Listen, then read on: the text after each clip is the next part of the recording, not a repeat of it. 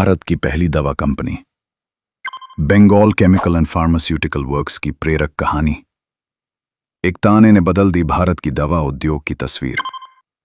1890 के दशक में भारत में एक भी ऐसी कंपनी नहीं थी जो आम लोगों के लिए दवाएं बनाती हो। इसी समय प्रफुल्ल चंद्र रॉय नाम के एक युवा वैज्ञानिक कलकत्ता के प्रेसिडेंसी कॉलेज में रसायन विज्ञान पढ़ाते थे। एक दिन कॉलेज के अंग्रेज डायरेक्टर ने उन्हें ताना मारते हुए कहा, तुम इतने काबिल हो तो जाकर कोई बिजनेस क्यों नहीं कर लेते। ये बात प्रफुल्ल चंद्र रॉय दिल में चुभ गई और इसी ने भारत की पहली फार्मास्यूटिकल कंपनी की नींव रखी। प्रफुल्ल चंद्र रॉय प्रारंभिक जीवन। 2 अगस्त 1861 को बंगाल में जन्मे प्रफुल्ल चंद्र रॉय बचपन से ही प्रतिभाशाली थे। उन्होंने कलकत्ता के प्रेसिडेंसी कॉलेज से शिक्षा प्राप्त की और 1882 में एडिनबर्ग विश्वविद्यालय से स्कॉलरशिप प्राप्त करके ब्रिटेन चले गए। 1887 में उन्होंने डीएससी की उपाधि प्राप्त की और होप प्राइज से सम्मानित हुए। 1888 में भारत लौटकर वे प्रेसिडेंसी कॉलेज में रसायन विज्ञान के प्रोफेसर बने। बंगाल केमिकल वर्क्स की स्थापना।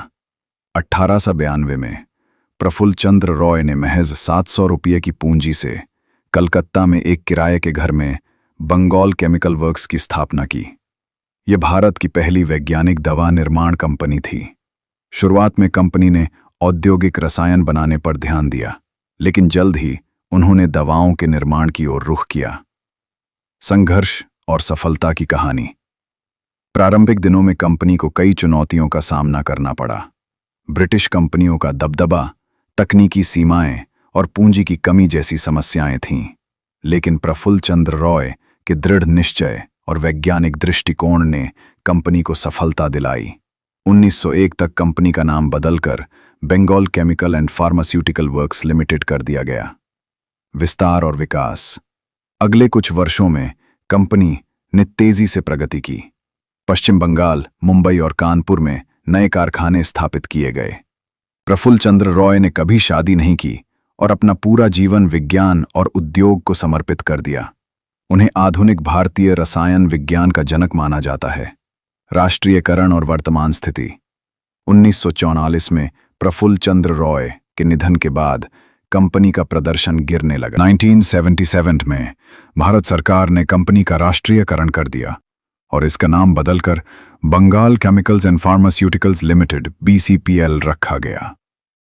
कोविड-19 महामारी के दौरान BCPL ने हाइड्रोक्सीक्लोरोक्वीन दवा का उत्पादन किया, जिससे ये कंपनी एक बार फिर चर्चा में आई। विरासत और प्रभाव। प्रफुल्ल चंद्र रॉय द्वारा स्थापित यह कंपनी न केवल भारत की पहली फार्मास्यूटिकल कंपनी थी, बल्कि इसने देश में वैज्ञानिक उद्यमिता की नींव रखी। आज भारत दुनिया की फार्मास्यूटिकल राजधानी बन चुका है और इसकी शुरुआत बंगाल केमिकल से ही हुई थी। एक छोटे से किराए के घर से शुरू हुई यह कंपनी आज भारतीय दवा उद्योग की गौरवशाली विरासत का प्रतीक है।